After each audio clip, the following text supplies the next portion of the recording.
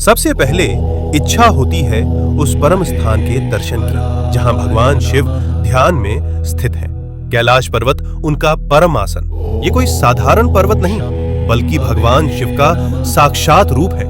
इसके चरणों में है मानसरोवर, मीठे जल की पवित्रता, और राक्षस ताल, खारे जल की रहस्यपूर्ण गहराई।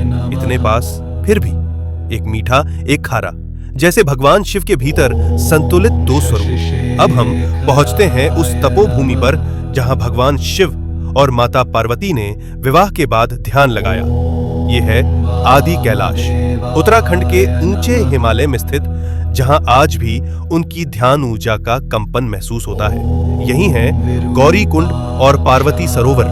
ये पर्वत नहीं, शिव पार्वती की जीवित उपस्थिति का केंद्र है, इसलिए कहलाता है छोटा कैलाश। और पास ही स्थित है ओम पर्वत, जहां बर्फ पर स्वतः उभरा ओम दिखाई देता है, जैसे शिव का मौन मंत्र इस भूमि में गूंज रहा हो अनंत काल से।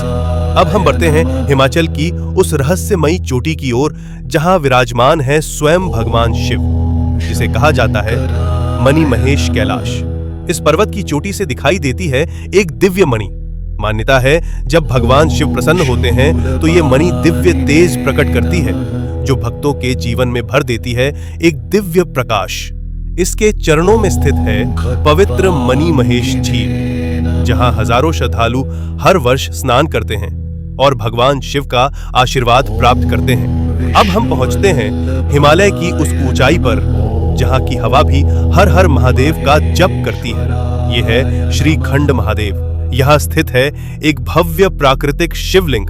यहाँ तक पहुंचने का मार्ग अत्यंत कठिन है, लेकिन कहा जाता है जिसे स्वयं भगवान शिव बुलाते हैं वही इस दिव्य शिखर तक पहुंच पाता है। श्रीखंड महादेव केवल एक शिवलिंग नहीं, ये है भगवान शिव का हिमालयी सिंहासन।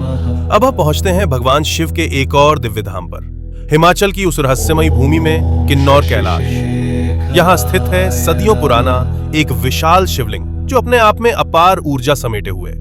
और कहा जाता है यात्रा के दौरान कई भक्तों को ब्रह्म कमल के दर्शन भी हुए। ओम नमः शिवाय।